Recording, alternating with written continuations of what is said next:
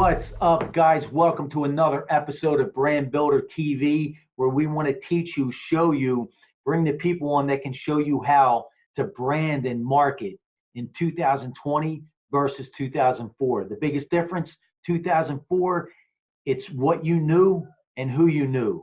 2020, it's what you know, who you know, but who knows you.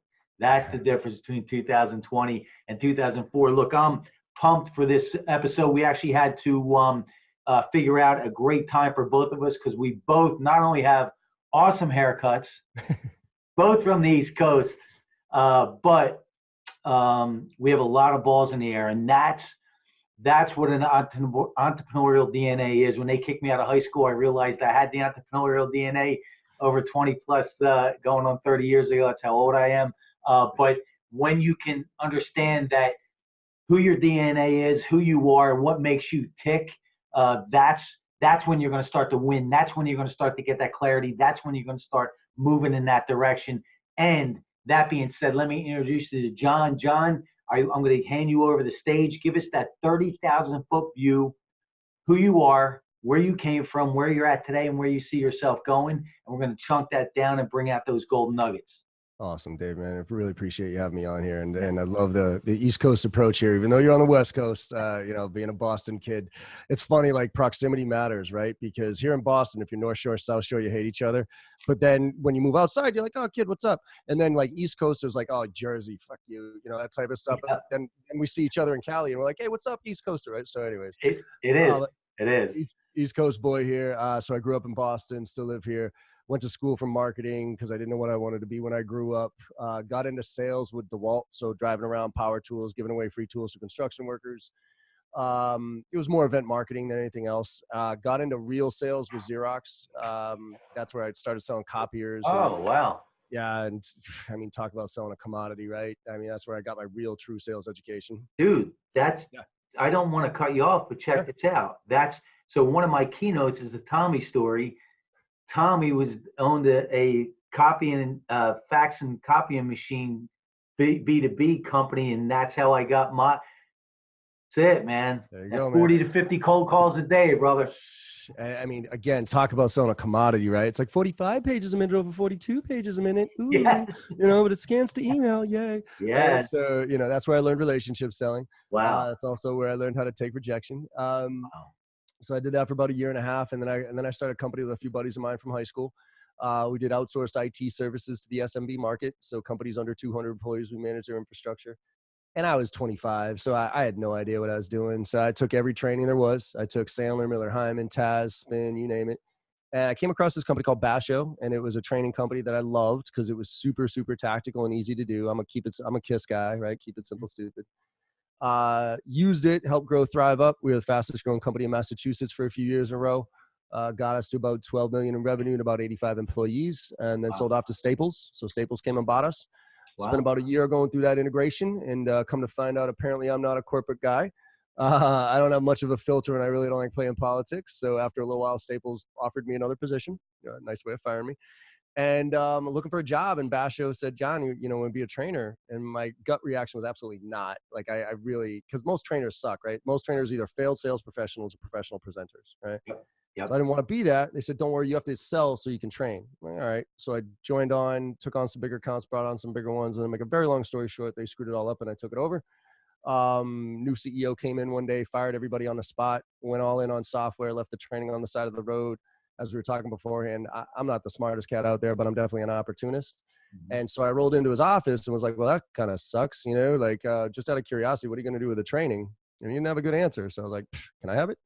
So I took it, went off on my own about 7 years ago at this point, and now I'm working with some of the fast tech startups right out in the Silicon area, like Stanford, Salesforce, LinkedIn, Box, Dropbox, Slack, Google, and I'm training their sales teams on techniques and tips across the sales process, and it's because I always say I'm not a trainer, right? I'm a sales guy that happens to train. Right. So I still go out and grind just like everybody else. I'm still making the calls. I'm sending the emails. I'm negotiating contracts. And so when I stand up, I ain't talking about something that worked 20 years ago. I'm talking about something I did yesterday. So that's kind of where I think this stuff lands.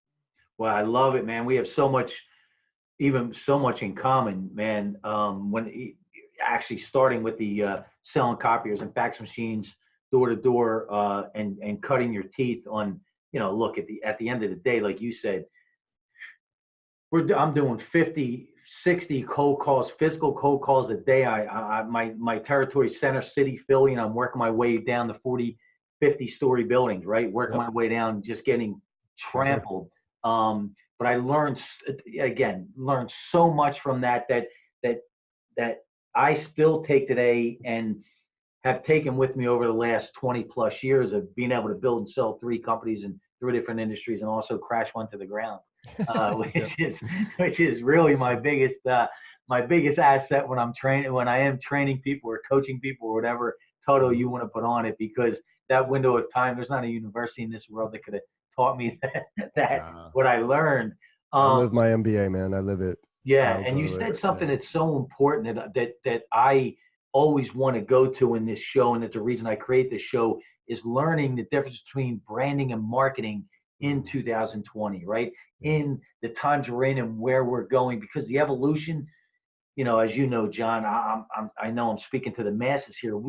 In the last 15 years, we have never in the history of the human race have ever been around or involved in evolution like it's happened in the last 15 years. It's wild. Yeah, I mean, with technology and artificial intelligence, man, like I start off most of my trainings with death of the average sales rep, and I mean average, right? The ones who are just going through the motions, right? Because you used to be able to get away with it, but now, shit, man, there's so much stuff that, like, I think right now we're in kind of we're in a real interesting transition phase.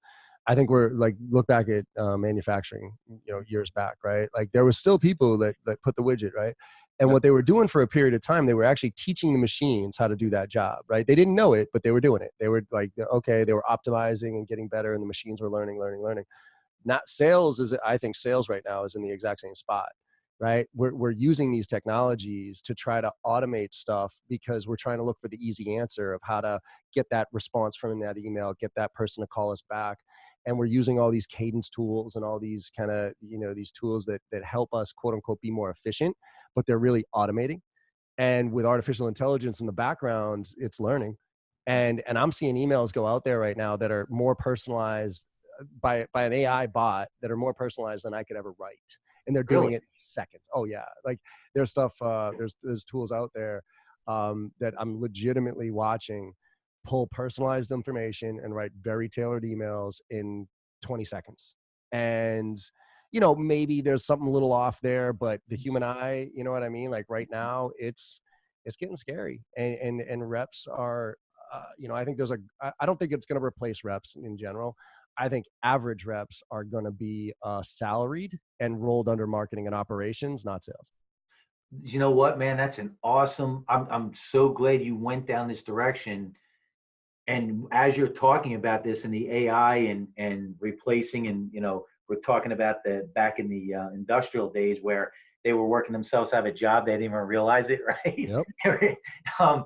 But what a great point. And this is what I want you to go deeper on. I'd love your take on this from your experience, your real world wisdom, actually, is the AI is here, right? Whether you like it or not, it's here, and it's only getting stronger and bigger and everything else, just like the internet, right? We're not going to do that. Facebook is for kids, and right now look where we are. I just started my first thing on TikTok last week. Nice.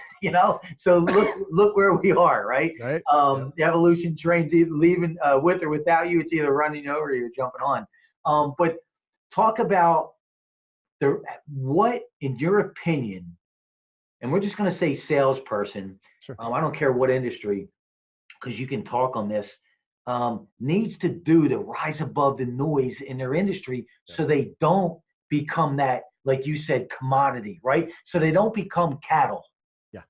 So I think, and this is ultimately going to lead to, I think, a deeper conversation with what you're doing, right? Is brand. I think your personal brand is what's going to carry you through the rest of your careers. But I'll give something that I've been really honing in on, and I stole this, and I know you're a fan.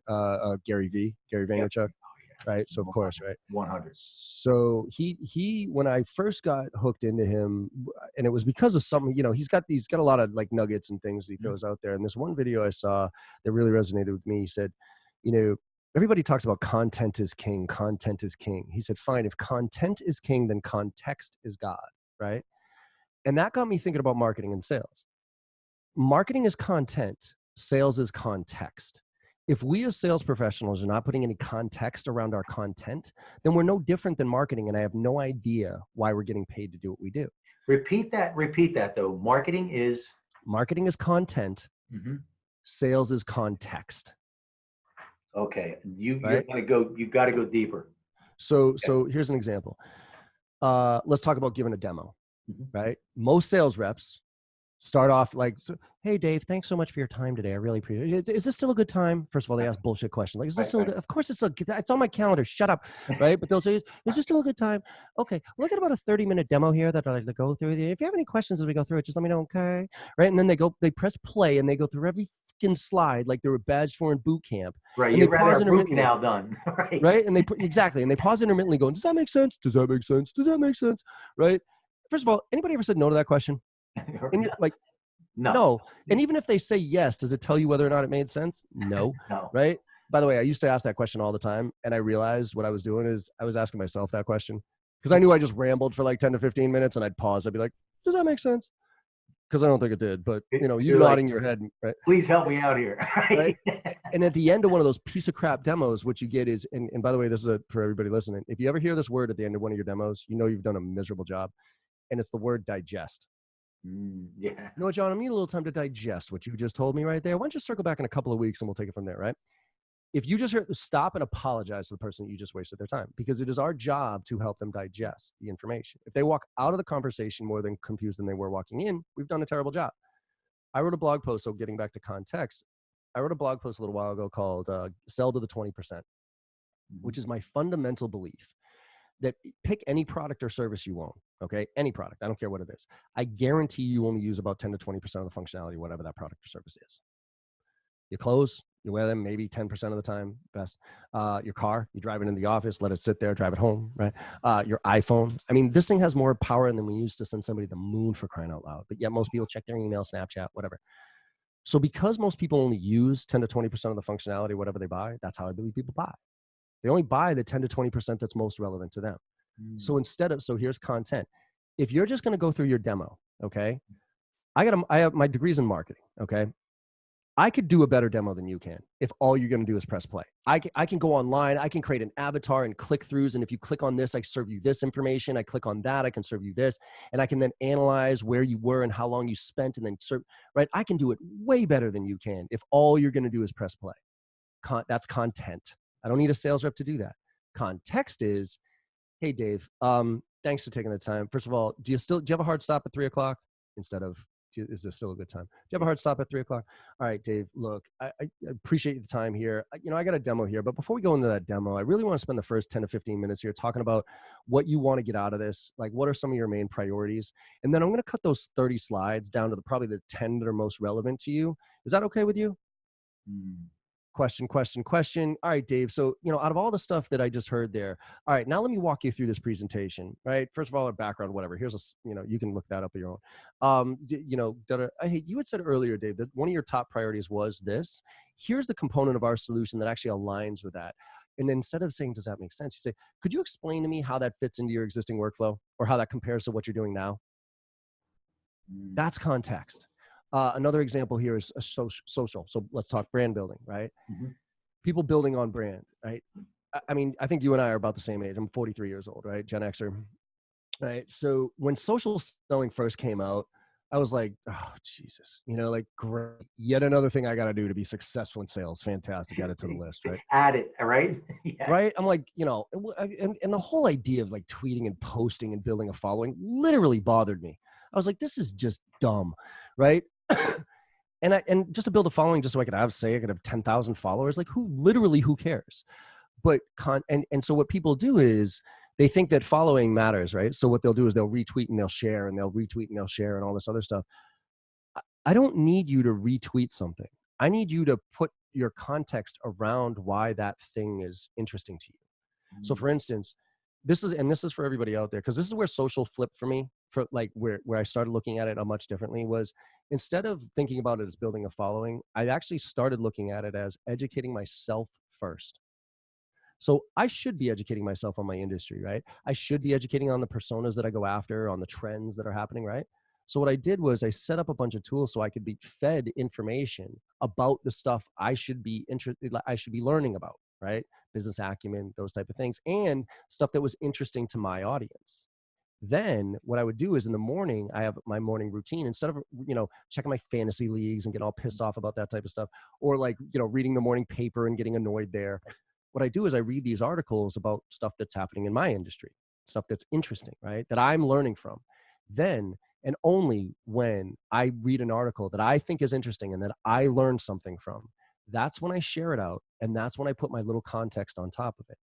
Hey, super interesting article here. If you're a VP of sales in the SaaS industry trying to integrate social selling into your routine, take a look at pages 3, 5, and 7, because they talk about some super tactical things in those pages that I think you might get the value out of. Love it. You don't have to be today to build your brand, okay? You don't have to be somebody like you and I, where we found a niche. It's actually easier for us to build our brand because we're telling people how to build their brands and we're building our brands, right? So in sales, when you become a motivational speaker, when you become a trainer, it's almost like if you don't build your brand, you like, what the hell are you doing? Exactly. The question is the sales rep, like, what's the value in it, right? Because it's not a short-term thing. It's a long-term thing. It's your career thing. And a quick example here is I picked up a kid about 2.5 years ago. So I've been doing this myself. I was a one-man show for 5 or 6 years. I finally was kind of like, all right, if I ever want to see my family again, I gotta find somebody else to go deliver this. Right? But instead of sending out a job description, there was this kid, Morgan. And if you look him up, Morgan Ingram, he's on my team. About 2.5 years ago, I noticed this kid. He was a 25-year-old kid. Okay. He was just an inside sales kid, right? He was an SDR manager, sales development rep, and sales development manager. And he was putting these videos out there. He was an SDR, right? So all he did was make cold calls and set up meetings. And what he was doing was he would kind of go about his day, do his thing. And then at the end of the day, he would light up a video and just give it like, hey, this is what I learned today. I tried this new approach and it worked. It didn't work. Here's my recommendation. Or, I was feeling down today. Here's how I got myself out of the funk. Right. So he started this little SDR Chronicle YouTube page, right, where he just kept posting really overproduced videos, just genuine stuff. Right. Here it is. Yeah. And I kept seeing him and I'm like, all right, good for that kid. You know what I mean? Like, good for him. Right. But then fast forward, when I decided to go out and hire somebody, I didn't want to put a job posting out there and say, oh, I'm hiring and deal with that crap. I actually found him at a conference and I said, hey, do you have any interest in doing what I do? Like standing up on stage and giving keynotes and stuff like that? He's like, yeah, it's like kind of my dream. I go, all right, well, you're not ready yet and I'm not ready yet, but there's going to be a day where I come knocking on your door and I want you to come work for me. And he was like, really? I was like, yeah. And no joke, 6 months later, called him up. I said, hey, you want to join the team? This was a 25-year-old kid who worked at one job in a company. And if he wasn't building his brand, I would have never even known who the kid was. He's never traveled before. He never had a passport. He never went outside of Atlanta pretty much, right? Which is where he's from. The kid's now got a goal of 30 under 30 countries by the time he's 30 years old. And I promise you he'll make it, right? I mean, right now he's in Amsterdam. You know what I mean? He was over in Singapore last week and Philippines. And it was because he had built his brand, right? And for you and I, like, again, in our space, it's a little bit easier, but for other people, it's still necessary, because if you don't do it, like, you're just a number. You know what I mean? Like you have no idea what's going to happen. And lastly, again, you don't have to be the content creator, right? Like, I think a lot of people misconstrue, oh, I got to write a blog. I got to do these videos. I'm not good on videos. No. You have to be the content curator, right? Because think about it this way, Dave. I write a blog on a weekly basis, right? Straight up pain in the ass. I've been writing a weekly blog for the past 6 years. I am straight up running out of shit to say. Okay. Right. So it takes me a solid hour to sit down and write something out and figure out what I'm going to write. Then I got to send it to my team. They SEO it, they grammar, blah, blah, blah. Then they put it on Hubs. Then they put it out there, right? So we're like 3 hours into a legitimate blog post, right? Now, say you and I are connected, right? So you're on Twitter, right? And I post my blog. You read my blog. Okay. And you like it, right? So what you do is you share it out there and you put a little context. Hey, really good blog here by Jay Barrows, you know, cool shit, right? Whatever. Somebody's connected to you. They read my blog because you retweeted it out and they got value out of it. Who do they give credit to?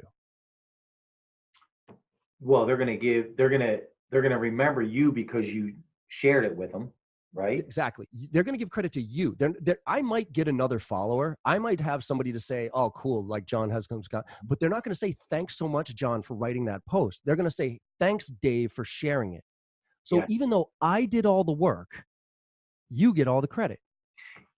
And what I like, I want to go back around to when you shared with us that you'll read something, then you're gonna highlight some areas, right? Yeah.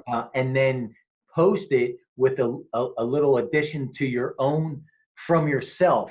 So what I love about that, what I want people to understand, what I want the audience to really understand is you found a way to share in a different way in your authentic self. In other words, you're not just giving me an article that you came across today. You're giving me an article, you're showing me why you gave me that article, and you're highlighting, and now that connects to you. So I'm saying, man, not only am I getting some out of this article, but he's literally taking the time. Like I get to know you now, John. Like I like this guy, right? This is on. Or it creates a question which every salesperson wants. You want to create a question because engagement. now it's going to map the connection.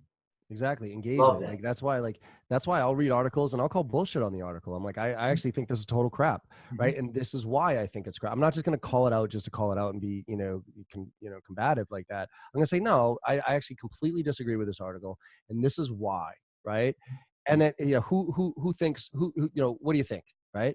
That type of stuff, as far as the engagement. I mean, I'll go back to Gary Vee. I'd rather have, instead of 10,000 people following me on Twitter, and when I tweet something out, nobody does anything, I'd rather have 10 people following me on Twitter, and when I tweet something out, all 10 of them do it. 100%. And I think that's so lost because it's so ego driven, right? That's why you have people in India asking, hey, can I beef up your Instagram account? Exactly. Right? So all the fake followers. I think one of the best things I heard, and Gary turned me on to this, one of the best things I heard is that Instagram's shutting off the likes, right? Like you're not going to know, they're doing it a test right now, but they're going to shut off how many likes you get on your posts. Because, I mean, forget about business for a second. That is having a major issue on kids today, right? I mean, kids no shit are committing suicide because, they posted a picture and in 20 minutes, they only got 2 likes out of it and are mortified and therefore like have a really bad self-image of themselves. Like it is such a vanity metric as far as number of likes. The thing that everybody should be focused on is engagement. Yes. Like how many people are engaging with what you're putting out there. And that's why asking questions, putting your context, giving your thoughts on whatever it is how it, and you mentioned a very important word as part of brand, and it's the authenticity. Oh my God. Authenticity is everything. It truly is. And the other thing I want to touch on with you, and I know you're going to be able to jump all over this, is, one of my taglines, actually the main tagline for the show, Brand Builder TV, is brand loyalty is king because it maps the trust. It maps the trust. And that has got to be the end game. That's the long game, right? Is trust. That's why Pepsi, Gatorade could have a high, a athlete, an entertainer, and their life goes sideways. And all of a sudden that marketing budget now moves over to PR, right? Because they don't want to lose our trust. Right. That's it, right? So I'd love for you to go deeper on that. And I mean, I think trust and authenticity is everything, right? Because I mean, you just watch the brands. All you got to do, if you want to pick the big ones, the ones who are succeeding. Look, you're going to make a mistake every once in a while. You're going to bet on the wrong horse, right? You're going to, but own it. Own it. Right. So here's here's the other thing, another tagline I use all the time when I speak is, in today's world, 2020, make no mistake, your vulnerability is your credibility. I crashed a business to the ground. I literally, John, when I do I have an event coming up this week Thursday and Friday, a big 2-day event, CEO Women's Business Summit. Long story short, when I hand that, if you're the event planner or you're going to introduce me, when I hand this over to you, it's going to say, hey, built 3 companies in 3 different industries and also crash one to the ground. I'm going to say, John, please highlight crash to the ground. I've had event planners skip over that because they felt bad. I go, no. That's my credibility, right? So I get more. I talk way more about what I screw up and my failures, right? Because that's what people care about. Like we're in such a, like, it sucks, right? We're in such a Instagram perception reality world. Like, I don't know about you. There are some people that I know, like good friends, right? Who on Instagram, if you just followed them on Instagram, you'd think they'd have the perfect family and the best life and all that other stuff. But you know, they're train wrecks of a family. You know what I mean? They argue all the time. They hate each other. But everybody, and so I think everybody's chasing this perfection of like what perfection they think is. And it's just, that's not that, like, nobody's perfect. Literally nobody's perfect. And I want to see that screw up. I want to see you talk about your failures because I can learn from that. I'm not gonna be able to learn from your success because that was, you know, it was probably pretty unique to you, but your failures are where I could probably glean some insights. Right. And that's why I think, you know, let's talk macro here. I mean, go back to the steroid era in baseball, right? Just look at the people who got through that relatively unscathed versus the people who are now like ostracized from the industry, right? Like Barry Bonds, I'll use that as a perfect example, right? Like Barry Bonds, before he, you know, did steroids, he was one of the best, you know, without even steroids, he was one of the best there was. But then he obviously did steroids because his head exploded into 5 different sizes, right? And he denied it until the end. He was like, no, I never did. It's like, Barry, like your head's a size of a melon, dude. Like, you did steroids. All he had to do is stand up and be like, look, it was the fucking error. Like there was pitchers who were on juice throwing 105-mile-an-hour fastballs. If I didn't do steroids, I would have been irrelevant during that region. So my bad, I did steroids. If he had done that, Barry Bonds would have been, wow, you're the greatest of all time. But he fought it and he fought it and he fought it. Companies that make mistakes when they bet on the wrong horse, when they sign that, you know, like so let's talk, you know, my Pats, right? Antonio Brown. Like that was, you know what I mean? Like if they didn't cut him, I'm a Pats defender all the way through. You want to argue me about Deflategate, piss off. You want to like all that other stuff, right? But if they kept Antonio Brown on, I was going to have a really hard time defending them. And what they should have done is they should have, after they, you know, kicked him out, they should have been like, we did not know that about his background. We, you know, that type of thing. Like, sorry. Robert Kraft, I'll use that. Like he went to a massage parlor. 70-year-old man doesn't have a wife. Like you should have just gotten out there, but like, yeah, sorry.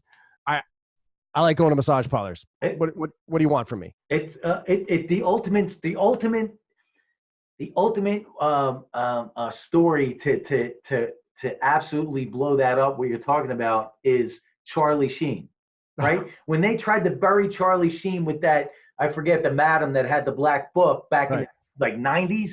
He goes, yeah, I go there every other Friday. So what? And I'm probably gonna start going twice a week because I love it, right? Yeah. And his career just went through the roof. And I believe too, like what you're talking about is such, it's so important for people to understand in the commission sales and small and medium-sized businesses in the world we live in today. Because if you have a social media platform, you are a global brand, whether you like it or not.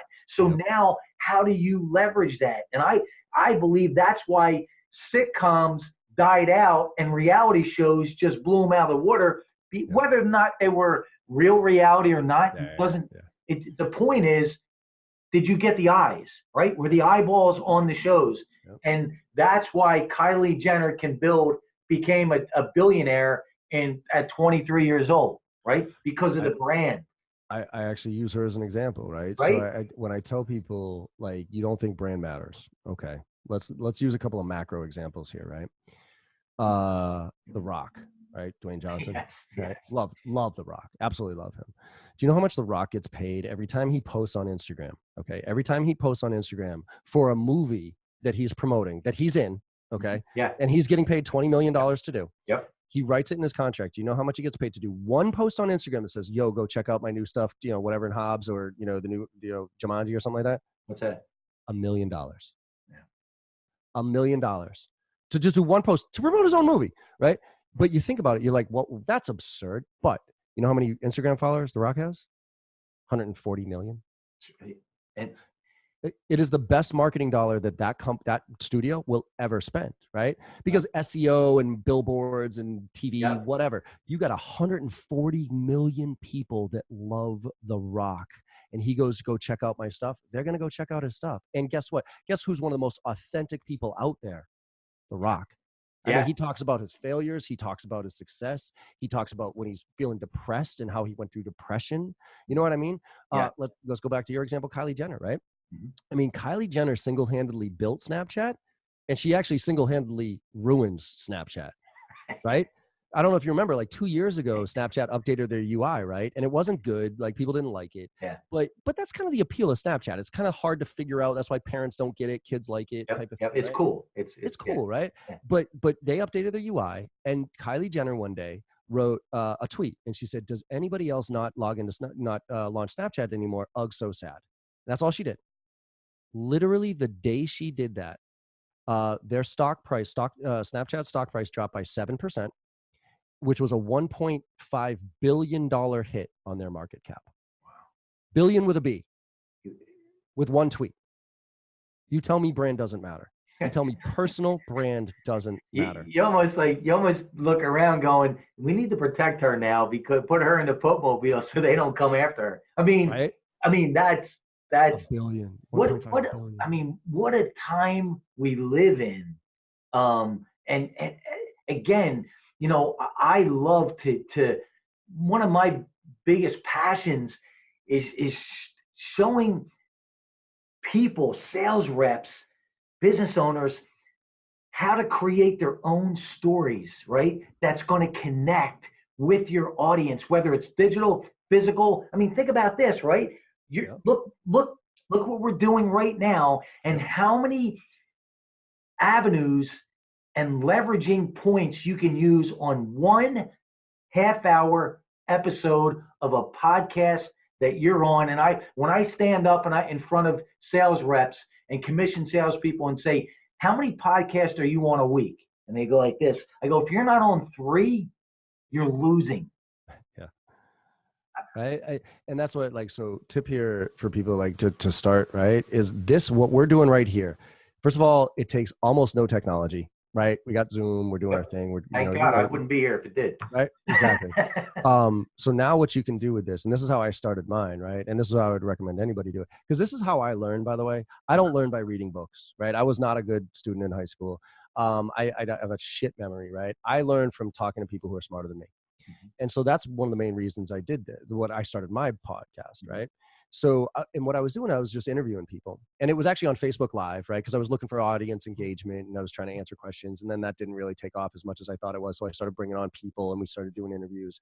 And then I remember, and that was a video, right? That was live video on Facebook. Yep. And then my team came to me and they said, well, John, we got to do a podcast. And I was like, oh God, like what else am I right? I'm on Instagram, I'm on Snapchat. Like, what else do I have to do? I actually have to do my job one day, right? So what I said to him, I said, look, why don't you just take this video that we're doing, rip the audio and throw it on iTunes, right? And it took off, right? So with this asset that you're creating here, not only we have video, right? So now you put it on a YouTube channel, you put it on a Facebook page, and maybe somewhere on your website. Then you can rip the audio podcast. That takes no money at all. Then you could even pay for like $40. You can have somebody transcribe this entire conversation into text. Now you have a blog post, right? So in an hour conversation where you're learning something and you're genuinely curious about people and trying to make sure that you're adding value, you have 5 assets that you can put everywhere for $50 a month. You know what I mean? It's a no-brainer to me. You know what it is, John? What you just broke down and what I share from stages, it's the excuse crusher. Oh, totally. Right? I mean, listen, it's the ultimate. And here's the other thing. It's, again, every time you're sharing some of your stories, we're connecting deeper. So I had a Facebook Live show called Monster Motivator TV.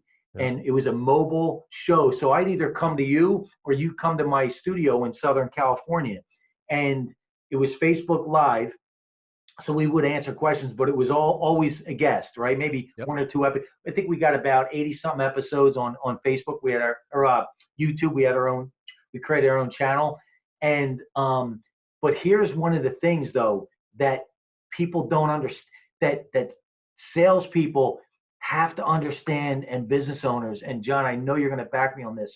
I have not, in my 25 years of being in business, I have not come across a medium, a platform that creates a connection instantly and deeper than a podcast, whether it's your podcast or being on somebody else's. I have lifelong friendships now from Monster Motivator TV. One of them is Tom Bilyeu from Quest Bars. Oh, I could reach out to Tom. He was on my show, right? I went out to his studio in Beverly Hills. His studio is his mansion in Beverly Hills, but the relationship that this medium has created, right, is honestly second to none. The next closest thing might be speaking from stage and then connecting after, right? But honestly, this is to me, it's the epicenter, the highest point so far that I've known, that I've come across, and I'd love to hear your feedback on that. Yeah, I mean, podcast. First of all, the world's audio, right? I mean, again, I'm going to go back to Gary Vee. Like, he has this VoiceCon conference that he does, and he talks about how, I think voice is being consumed 10 times over video, even though video is insane, right? So, and it's just easier, right? Because watching a video, you're listening to it, when you're jogging or anything like that. So you can get into people's lives easy with a podcast, right? And also it's a great so I've done this a couple of times, but I know organizations who actually use it as a strategy where say they're trying to get into some Fortune 500 account or something like that, and they're trying all their prospecting techniques and all that, and nothing's working. Well, start a podcast, go invite one of the executives on your podcast to talk to them, and don't sell them, right? Just genuinely be curious about their skill set or whatever it is. And if you do that, right, if you can, because I'll be, if you were to call me up and say, hey, John, I'm trying to sell to, Jay Barrows, I got this great motivational stuff and I want to train your team on this stuff. I'd be like, all right, whatever. Maybe. But if you were to call me up and say, hey, John, can you be on my podcast? Shit, man. Right. Cause I want to build my brand too. You know what I mean? So, okay. Right. And so then you start doing that, and then you start showing people how, you're not just a sales rep, you're trying to add value. You're genuinely curious. I mean, I think that's, for me, is what I've really found is, again, going back to how I learn. I've always been a genuinely curious person, right? So what I do is I put myself in a position of the audience to say, I'm going to bring somebody on here who I want to learn from, and I'm going to ask all the questions that I think that I want to know, but I think my audience wants to know too. And I'm not going to sit here and pretend like I'm the smart kid. Like, I'm bringing smart kids on the podcast with me. So, and it takes no time.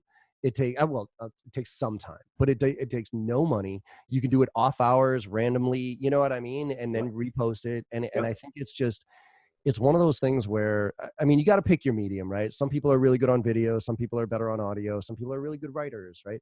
So I think the key is that you have to figure out, it all starts with, just like sales, it all starts with who's your audience. Like, who are you trying to reach? Okay. What's your ideal customer profile? Who are the personas within those ideal customer profiles? And then based on that, where do they live? And I mean that socially, right? Not physically, but and then once you figure that out, that's where you go and start building your brand, right? My wife, for instance, she sells to local governments, right? She's an environmental scientist. She focuses on climate change and that type of stuff. She works with local governments, like cities and towns. Cities and towns are not on LinkedIn. I mean, they might be, but they're not. Instagram, waste of time for her, right? Twitter, oddly enough, almost every town and community has a really strong Twitter presence. So guess where she's building her brand? Twitter. You know what I mean? Like, and she does a podcast, she does a blog, but she uses Twitter for the most part to build her brand, because that's where her audience is. People say, John, should I get onto LinkedIn? I don't know. Is your audience on LinkedIn? Sure. Right. But if you're selling, to you know, garages and spas and those type of things, LinkedIn's probably not going to be great for you. You know what I mean? Yeah, there's 600 million people on LinkedIn, but you know, auto body shops aren't really on LinkedIn. You know Yeah. what I mean? Yeah. They're actually probably on Yelp and those type of things. So go there, right? 100%. It's understand. It's creating that clarity, right? Yeah. It's creating that direction, and that is where good coaches come in. They just bring an outside perspective for the clarity, and we could do a whole show just on that. Um, Yeah. but I is there anything that you want to share before we do jump off that I might have missed or didn't ask you in when we're talking about commission sales, higher end commission sales, uh, audience like between multi 6 and 7 figure companies owners, because that's really been my world. That's what Yeah. I'm familiar with. That's who I speak to the clearest. Yeah. I think the key is, if you're not building your brand, if you're wondering like, yeah, I get it, right? But I got too much other shit to do. Um, it's about a routine. All right. So it's about creating a routine around this. And I'll give you mine real quick. Yeah. Um, I go through the process. I pick like 25 tier one accounts that I want to go after, like the logos that I want, right? And I follow them on some social listening tools, LinkedIn Sales Navigator, Google Alerts, like whatever those are, right? There's another product I use called Owler. All that stuff's free, right? Where you actually get alerts on what's happening with your clients, right? And then I use a product called Feedly. And Feedly, again, it's a free one. It's Feedly. What it is it's an RSS aggregator. So say there's like 4 or 5 different sales blogs you like reading. Usually you have to go to 4 or 5 different sales websites to read those Yeah. blogs, or get 4 or 5 different emails to hit your inbox. In Feedly, you just create a folder called sales blogs, and you dump all your sales blogs in there. So when you open up that folder, you just see all the headlines. Okay. Okay. Oh wow. So now in the morning when I grab my coffee, again, instead of checking my fantasy leagues, instead of getting all pissed off reading the paper, what I'm doing is I'm scanning through data feeds and I'm looking stuff that's happening with my customers, right? I might send an email off every once in a while. Hey, really, I thought I saw that just happened. I just want to let you know, we have a solution that helps with that. You want to have a conversation? And then I'm reading a few articles, right? Again, based on my industry, the trends and the personas that I'm going after. And then, and if I read a really good article that I think is interesting, I then share it out there on LinkedIn and Twitter, right? And so literally in 1 hour a day, right, I've probably sent out 2 or 3 really high quality emails, right, to some tier one target accounts that I'm trying to get after with reasons, right? Hey, I saw that happen. Let's chat. I've read an article or two that I've learned something from. I've shared an article or two out there on social to build my bigger brand, right? Mhm. In an hour a day. And the key is a routine, because if you treat brand building as an event, it won't happen. You'll find every excuse in the world, right? It's like, you're a lot more jacked than I am. Like, it's why I suck at working out.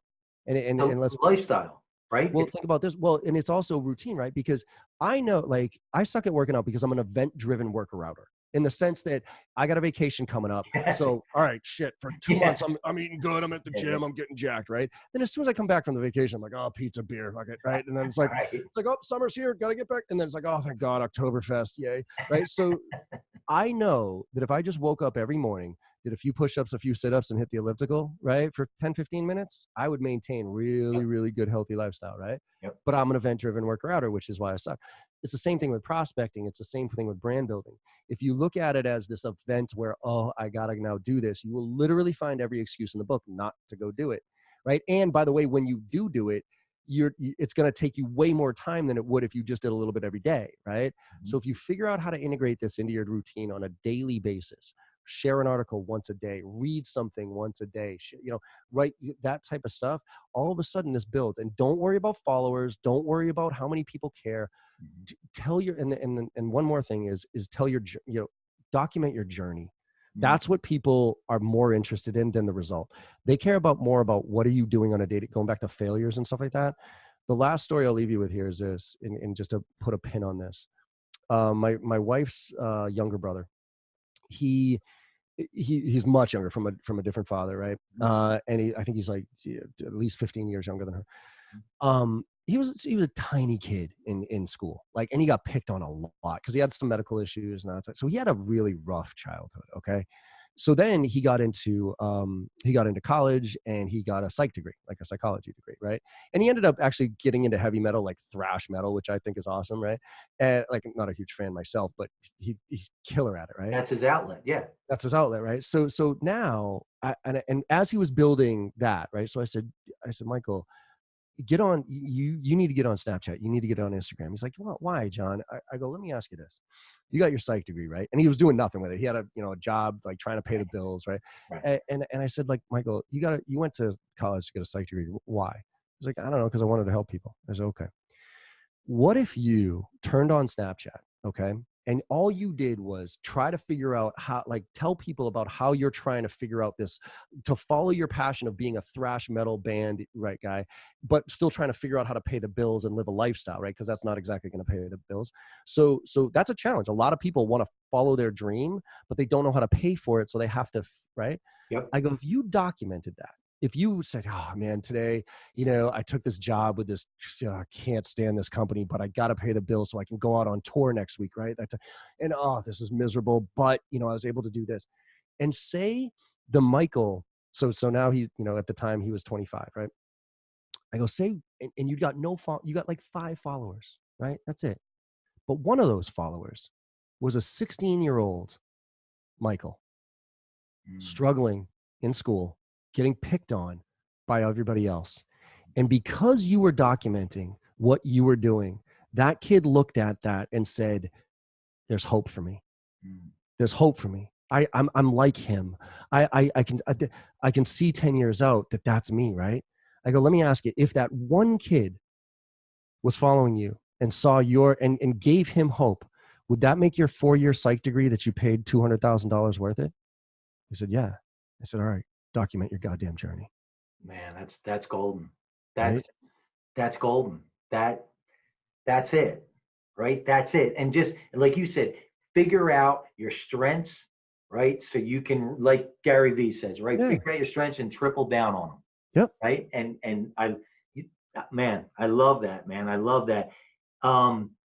Where can everyone find you? Where can we find you? So appreciate it, man. Yeah, jbarrows.com. So the letter J, BARROWS.com. That'll give you all the stuff, right? It'll show you, all my social feeds there. It's John M as in Michael, Barrows is all my handle. So on Instagram, Snapchat, all that stuff.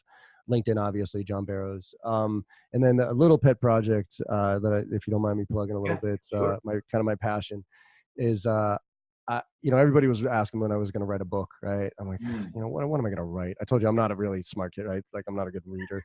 So I'm like, what am I going to write? And also, what am I going to write that hasn't already been written about sales? Yeah. So what I did was I decided to, and I wrote a book recently, but it's a kid's book, and it's called I Want to Be in Sales When I Grow Up. I was reading that on I just brought up your LinkedIn profile. I love the title, dude. Thanks, man. And what it does is it documents my daughter's journey on her selling Girl Scout cookies. So it was a really good project for my daughter and I. She's 9. Wow. We worked on it together. And if you go to iwanttobeinsales.com, you'll actually see the videos of her pitching and me teaching her how to go door to door. And then we wrote a book, and the idea here is to elevate it to a few things: elevate the profession of sales. Because I genuinely believe that sales is the greatest profession in the world when done right. It's the worst when done wrong. So I want to change the perception by introducing it to kids early in a positive way. The other thing is to get more women into sales, right? Because it's based on my daughter, and I think women are some of the best sales reps I've ever come across in my life. And then the third piece is all the profits go to charity. So 100% of the profits go to charity. It's funny. My daughter actually doesn't want to be in sales when she grows up. She actually wants to be a veterinarian. So all profits go to her favorite charity, which is the World Wildlife Fund. So it's just one of those things where I'm trying to make a bigger difference than just, any sales tip or technique I could put out there. And so if anybody's looking for a nice, holiday present, it's $15. It's on Amazon. But it's something I'm really passionate about right now, trying to get out there. Awesome. And can you have your assistant send us over the link for where they can buy the book? Send that over, and we'll put that in the notes. Cool. Awesome. I appreciate it. For sure. Man, I wanted, again, I know we had to figure out a custom time for both of us. Yeah. Again, a lot of balls in the air, man, but I really appreciate you taking the time. And I didn't even realize how much we had in common. Right? Yeah, Every exactly. story I'm going, oh my God, how about that? Yep. That is wild, man. And I'm looking forward to actually staying connected with you, man. If there's Absolutely. anything I can do, don't reach out or don't hesitate to reach out. And if you find yourself in Southern California, man, let's grab dinner. Yeah, definitely. So now, are you in LA or in San I'm in Francisco? San Diego. Oh, San Diego. Okay, Yeah, perfect. yeah, I'm All in right, I'll San definitely let you Diego. know. And matter of fact, I just did a keynote last year in Boston. Oh, nice. Yeah, for 300 IT people. So Love it. Well, yeah, if you're coming out east, let's go. there was a back big east. contrast there. Yeah, exactly. Right. So go. They said, "Where did this guy come from? Mars?" But yeah, man, I'm pumped. And if you happen to know anybody that might be a good guest, would love to have them on. But hey, man, thank you so much. And again, looking forward to staying connected. Awesome. Thanks, Kevin. Awesome, I appreciate it.